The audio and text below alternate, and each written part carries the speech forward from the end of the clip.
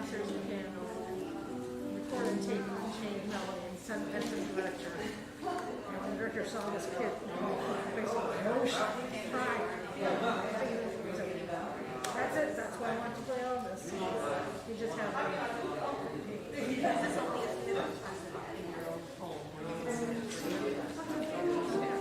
Everybody I've heard has seen it was not a big love scene. Yeah, it's not. It's a 2.5 hour movie, but and the vast Marvin is directories of services. So it's been 2 years during the pandemic to make it.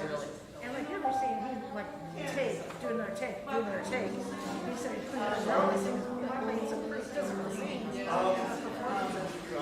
Probably did that take 30 times. And I was like, geez. And then Tom Hanks is Tom Parker. And you know how he's a chameleon for yes. So I saw the documentary on American Pie. That song American Pie. Yeah. Wow. Oh man. My husband controls the control, so it's a TV. what's a TV? Oh man. Just say the title. And all the different ways people continue to song.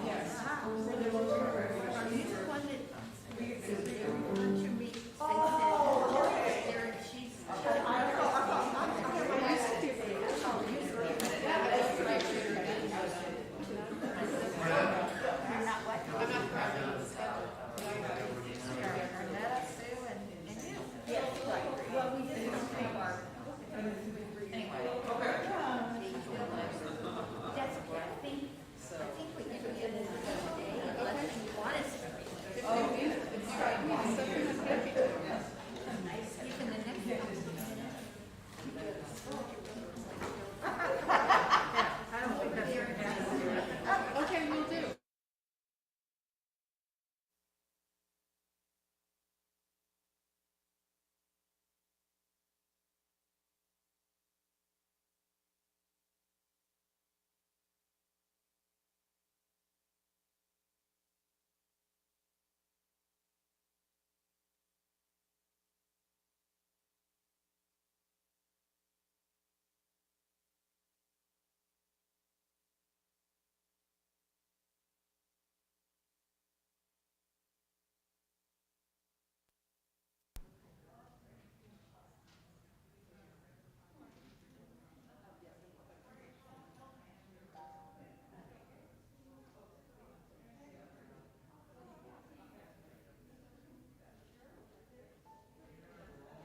Test 2, 3, 4, test 2, 3.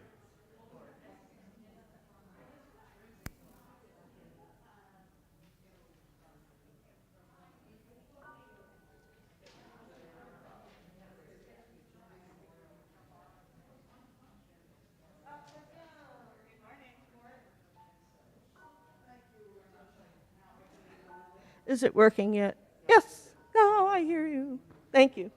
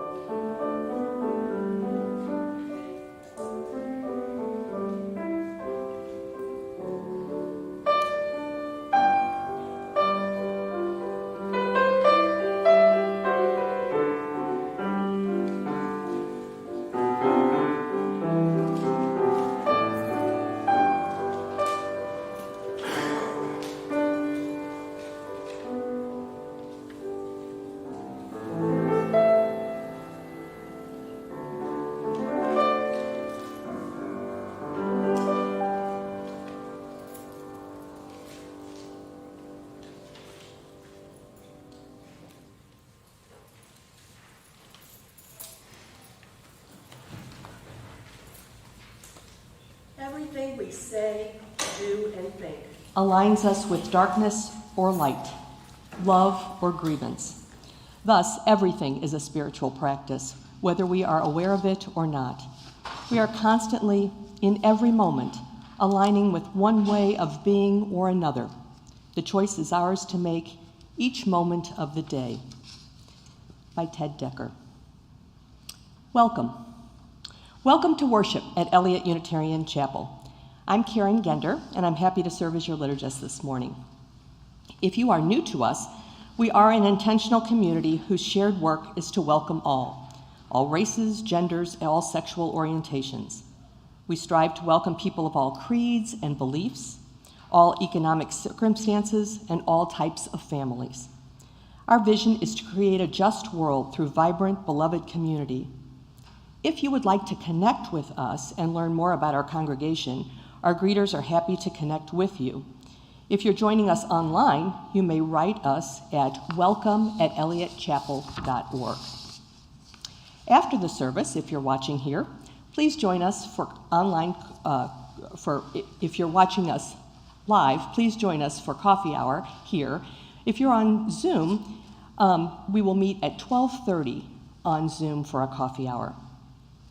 And just a reminder, for the time being, we are still asking people to stay masked while you're in the building, whether that's on Sunday morning or if you come to church during the week. Welcome to Eliot Unitarian Chapel. And we get to welcome to our pulpit today, Patrick Price. Ordained in 1995, the Reverend Patrick Price was called to minister to Unitarian Universalist congregations in Columbia, South Carolina, and Plano, Texas. He also served as an interim minister to congregations in Illinois, Indiana, and Wisconsin. And he will start an interim ministry in Davenport, Iowa this fall. He lives in Peoria, Illinois currently with his wife, Reverend Jennifer Innes, and children Nate and Abby. Please join me in welcoming Reverend Price.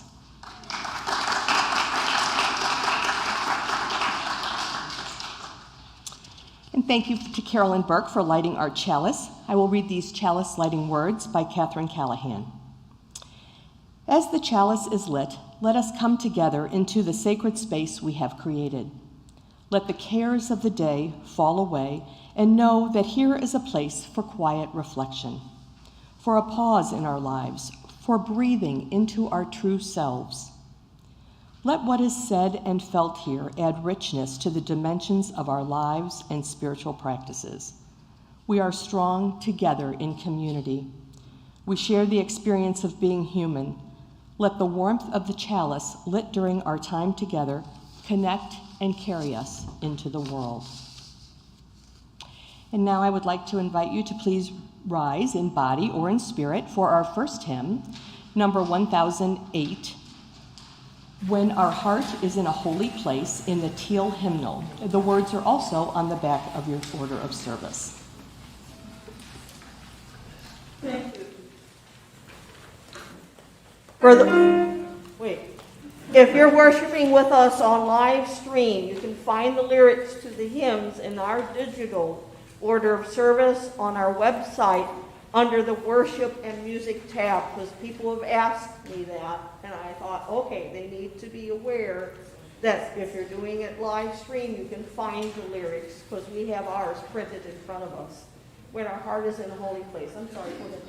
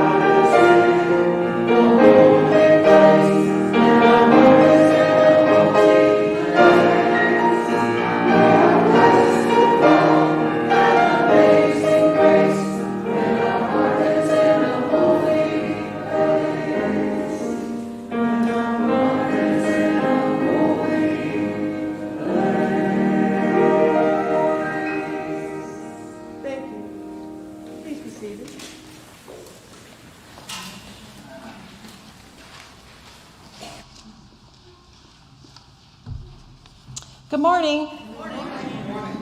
My name is Carolyn Burke, and I've been coming to Eliot since 1986. And now I'm an old timer. Please join me in the unison reading of our church covenant found in your order of service. As a free congregation, we promise to one another our mutual trust and support. To create beloved community, we promise to be kinder to each other than we have to be, to listen fully to each other with an open mind and heart, to speak responsibly and respectfully, to find ways to improve our church for all members of Friends.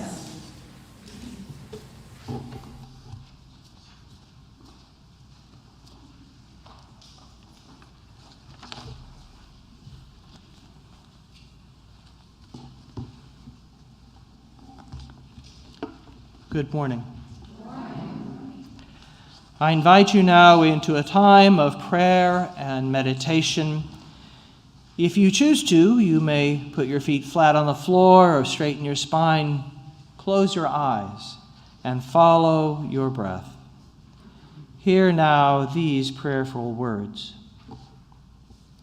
Spirit of community in which we share and find strength and common purpose, we turn our minds and hearts towards one another, seeking to bring into our circle of concern all who need our love and our support, those who are ill, those who are in pain, either in body or in spirit, those who are lonely, and those who have been wronged.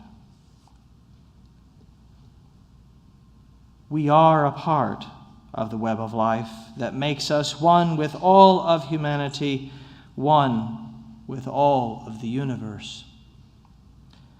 We are grateful for the miracle of consciousness which we share, the awareness that gives us the power to remember, to love, and to care.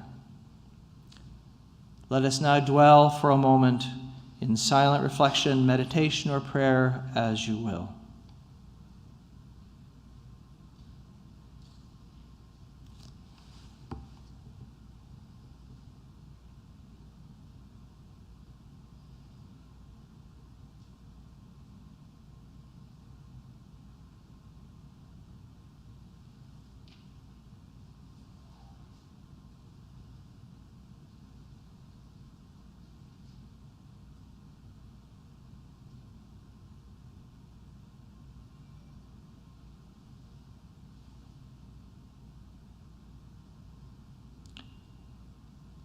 And now I invite you to speak the names of any you wish to hold up for the love and prayers of this community into the air of this space.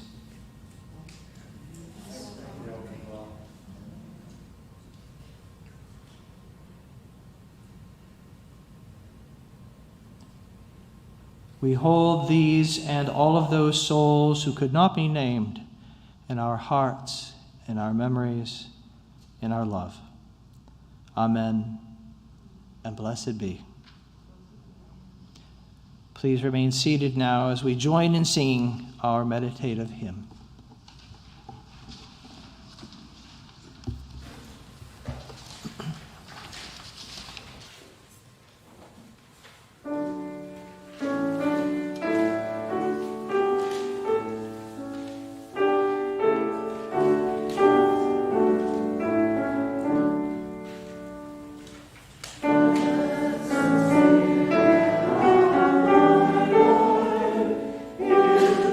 Strength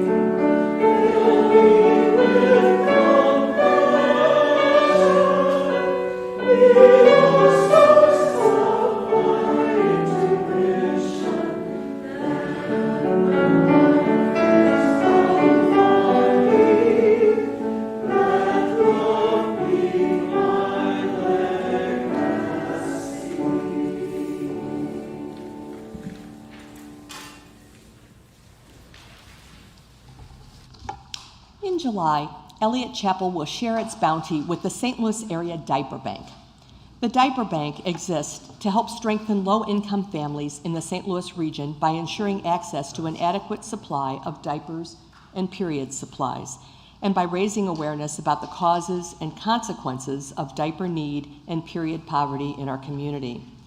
It costs about $1,000 each year to diaper a child and $478 each year to purchase period supplies for one woman or girl. No public benefit, such as Supplemental Nutrition Assistance Program, SNAP, or Women, Infants, and Children, WIC, allow for the purchase of diapers or period supplies.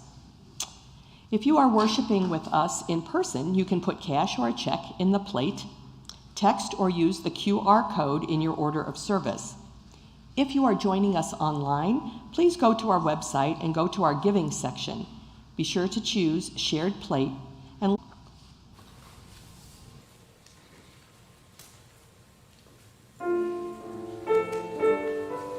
While he's playing the introduction, the words are, "Open my heart to all that I seek. Open my heart to all that I give. Open our hearts to all that we see. Open our hearts to all that we share."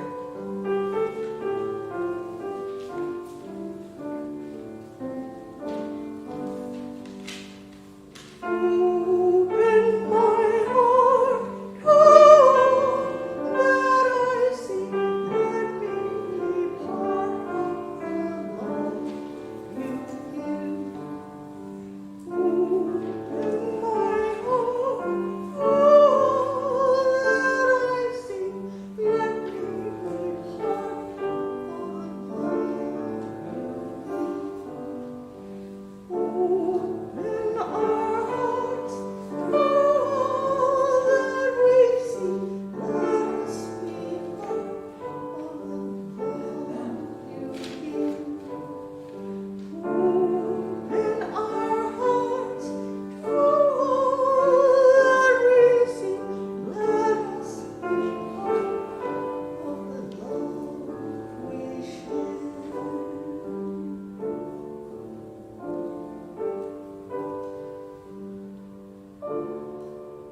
Thank you.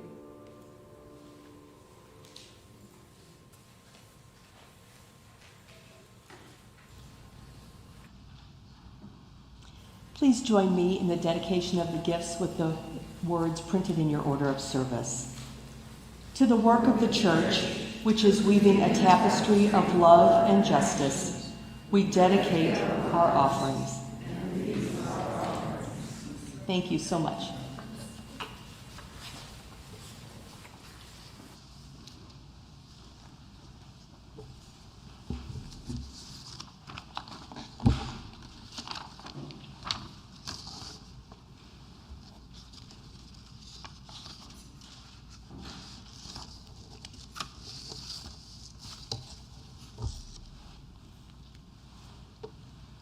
Good morning. Our reading this morning is by the UU minister Eric Wickstrom from his book, Simply Pray, Modern Spiritual Practice to Deepen Your Life. He writes that there is a Zen saying that no one else can eat your food for you, no one else can go to the bathroom for you, and no one else can live your life for you, and of course, no one else can do your practice for you. When the subject of personal spiritual practices comes up, one word seems to rise above all the rest: prayer. Prayer is an expansive concept that can be practiced in an endless variety of ways. Contemplatives and mystics have always argued that the real purpose of prayer is to quiet the chatter and remove the distractions that keep us unable to hear the still small voice that is within each of us. That voice can be called various things: God, Spirit of life, our inner wisdom, our higher self. But many of us live in such a tumult of inner and outer noise that if such a voice were speaking to us, we could hardly hear it. Prayer then can be understood as a tool by which we learn to quiet the noise and to listen. What are we listening to or for? That needn't be known at the outset. If something is speaking to us, if there is a spirit singing in us, then we will know it when we hear it. The problem with telling people that they should be listening, what they should be listening for, as some institutional religions do, is that when we don't hear what we're expecting to hear, we may give up listening altogether. Ironically, one of the few things that all religions seem to agree on is that when the sacred speaks, it is usually in an unexpected way. The first thing to learn is to listen, and only then to discover to whom or what we are listening. Our better selves, our higher wisdom, our inner knowing, the collective unconsciousness, the spirit of life, deity, whatever you call it. It is forever speaking to us, encouraging us to make healthy choices, to live up to our ideals, to take the way of the greatest good. All of the various practices that our human family has created are merely ways for us to discover this voice so that we might benefit from what it has to say to us. So ends our reading.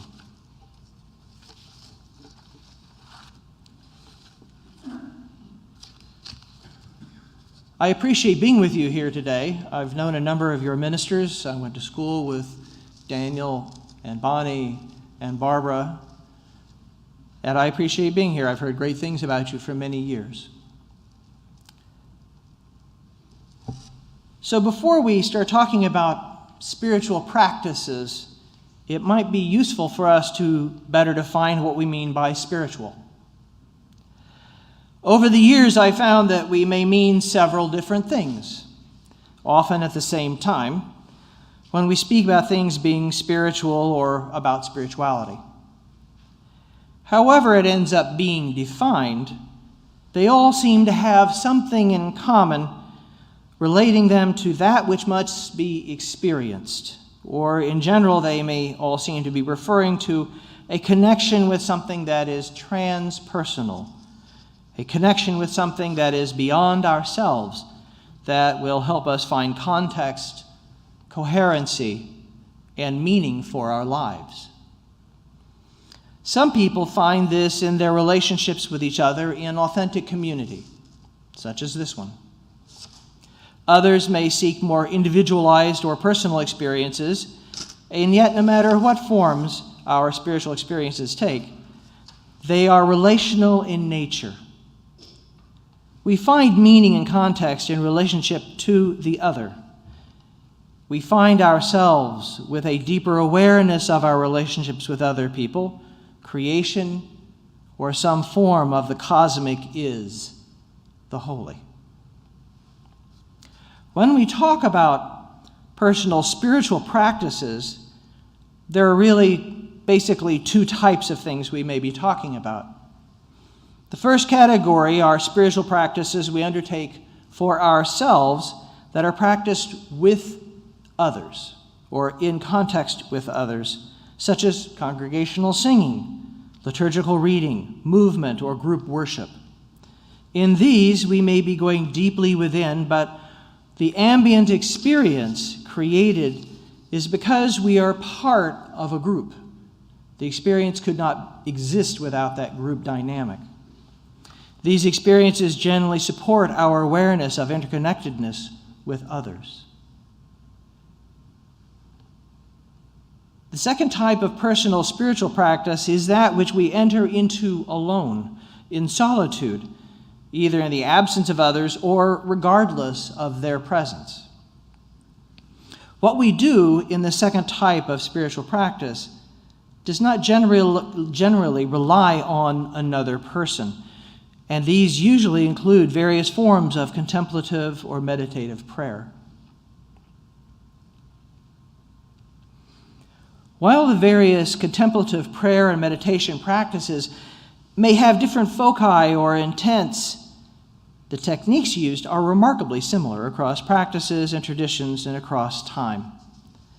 It is a human activity engaged in for human ends. Now, I would like to hear from you some of the immediate thoughts about these. What words reflect your thoughts and feelings about personal prayer or meditative practices. Just speak up.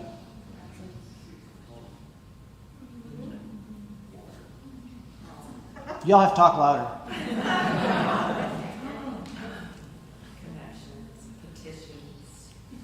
Connection, petition. Connection, okay, great.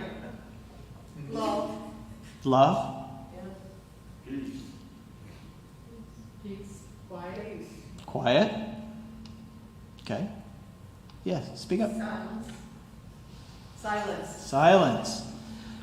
Okay. Well, there is a variety then.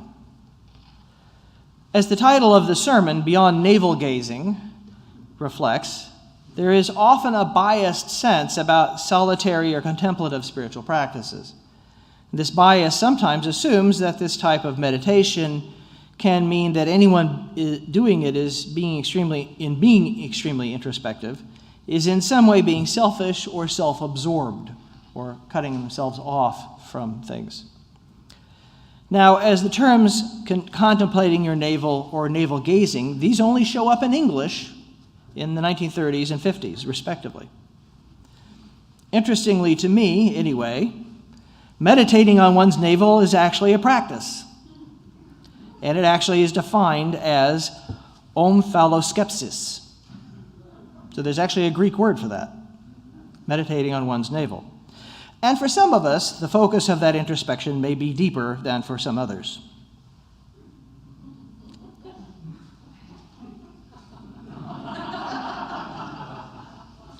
Anyway, I offer that if we experience someone's practice as being self-absorbed, it may well be about the practitioner or about us, but not necessarily about the practice itself. I find that one of the crucial misconceptions about contemplative or solitary or personal spiritual practice is that it is not a lonely experience, but one of solitude. 20th century writer and political observer Hannah Arendt writes that loneliness is not solitude. Solitude requires being alone, whereas loneliness shows itself most sharply in company with others. The lonely man, she says, finds himself surrounded by others with whom he cannot establish contact or to whose hostility he is exposed. The solitary man, on the contrary, is alone and therefore can be together with himself. In solitude is a dialogue between me and myself. But this dialogue of the two in one does not lose contact with the world of my fellow men, because they represented in the self in whom I lead the dialogue.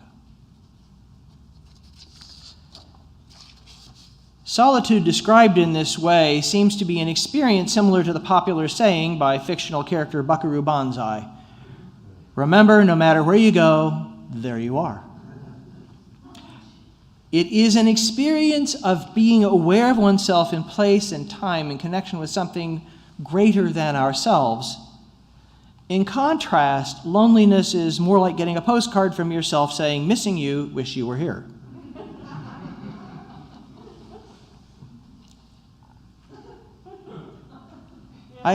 I have some experience with these things. In my late 20s, I found myself trying to regroup my life after finishing college, having a failed marriage, and a few years of very dismal employment prospects, among other things. So I enlisted in the Air Force as a way to reset my life and find new resources and opportunities. Now, during my 6 weeks of basic training in the Air Force and the following year of job training, I experienced probably the most profound isolation and loneliness of my life. I was separated from my loved ones, and the culture I was immersed in was utterly alien to anything I had yet encountered. During basic, the effort to destroy individual will were such that there were times when the terror was so bad that I did not know how I was going to get through the day. Fortunately, due to the summer heat of San Antonio, we did our physical training at 4 a.m. while it was still dark.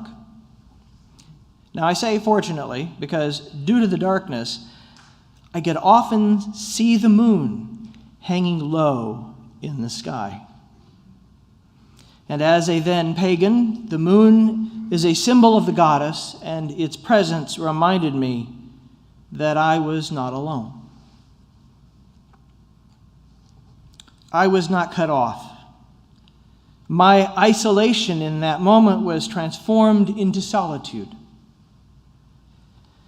After a while, as I struggled to keep up with the breakneck pace of double-time runs, I could see our lips moving in the dark.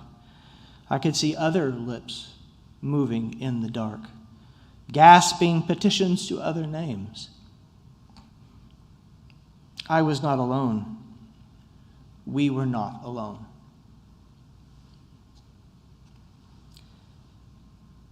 This was a profoundly important moment for me at the time, and through it I knew I could not only keep running, but that I could keep on with the path that I had set for myself, which the running and training were only a small but essential part of. However, this experience would not have had the meaning it did if I had not previously had hours and days of spiritual practices which gave that moment meaning for me, and which created a well of emotional and perhaps spiritual energy for me to tap into to transform experiences of loneliness and isolation into solitude and solidarity with the universe.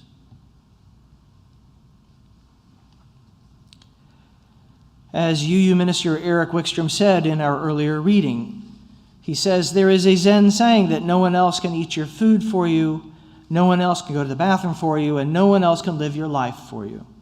And of course, no one else can do your practice for you.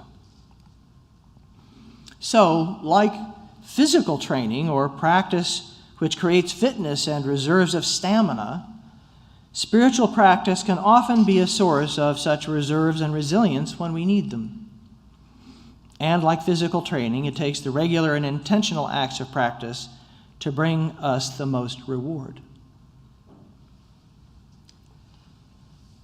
In this way also, intention and focus are central to our experience of sacred time, such as in individual spiritual practice or in communal worship.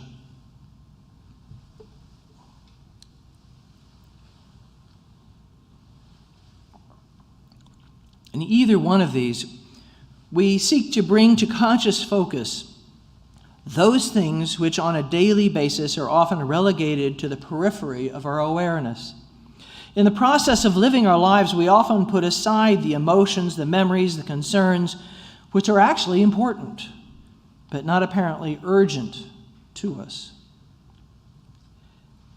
The urgent often overwhelms the important in our lives.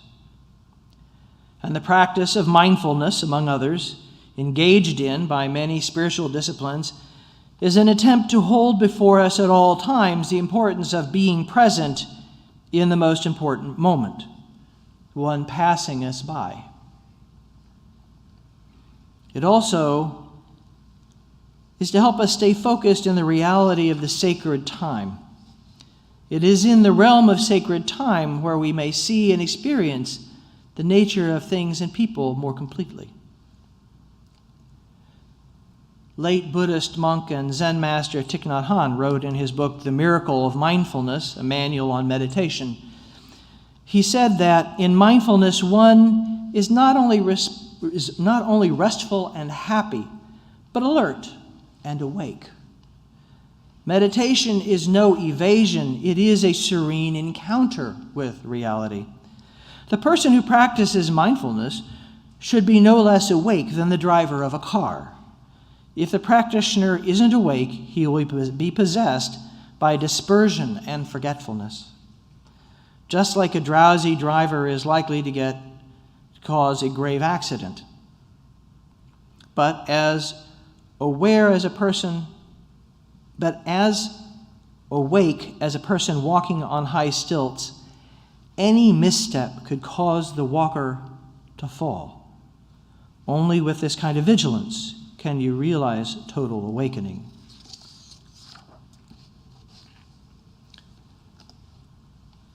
Now, I've referenced UU Minister Eric Reverend Eric Wickstrom in his book, Simply Pray, Modern Spiritual Practice to Deepen Your Life. And in there, he has 5 tips for developing your personal spiritual practice. The first one is to establish a regular time for your spiritual practice. He says, try your best to stick to it. Make an appointment with yourself. Put it on your calendar, on your date book. Treat it like another appointment. And if you try to find time, because if you try and find time for spiritual practice, somewhere in your day you're likely to find the universal truth: you're busy. Remember that making a decision to spend time with your spirit is the first step of every practice. Now, in my own personal experience, one of the things I have found is that your calendar is the most definitive text in the world. It is the one that is the most authoritative. If I tell people, I'm sorry, I have something on my calendar, people don't question it. Now, if I was talking about Scripture or something else, they'd argue with me. But if I say something is on my calendar, we don't generally argue with people's calendars. So use that tool. The second thing he offers us is to create a special place for your practice. Create a shrine, a sanctuary, a corner of a room, anywhere that you designate for your practice. He says, if you're lucky enough to have free room that you can devote to prayer, meditation, painting, or whatever it is that you're doing, great. But you can also just free up a corner of a room. Creating space is like creating time. When the appointed time comes and you move into your sacred space, you'll already be on your way. Set a time limit, he says. This is the third thing he offers. And he says, decide in advance how much time you intend to spend on your practice. This way you don't have an excuse for giving it up too easily if it's boring or difficult. And also, you don't have to worry that you're going to lose yourself. Remember, this is a practice, he says. No one who is serious about exercise would go to the gym intending to work out until he or she drops from exhaustion. The same applies here. The fourth thing he offers us is to be gentle with yourself. Recognize that being distracted from your practice is similar to being distracted when you're distracted within your practice. Simply notice that you've fallen out of the habit, and without any recriminations, begin again. And the fifth thing he offers is remember to be grateful. The Christian mystic Meister Eckhart said, if you only manage one prayer in your life, and it is this, thank you will suffice. Now, I've spent a lot of years exploring a lot of different spiritual practices, including personal prayer, chanting, Tai Chi Chuan, shamanic journeying, and various forms of meditation. And all of them have their strengths and their attractions, and I am drawn back to them in various ways at different times. One constant is that they offer the best results when we actually do them.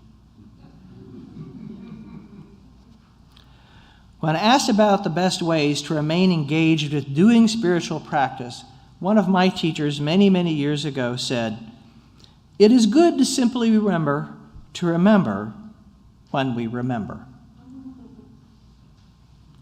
And in doing so, we may better find the spirit of our connections to ourselves, each other, and the universe. Amen. And blessed be.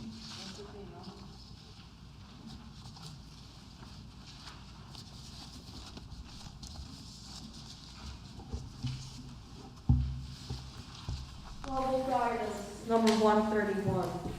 Please join me.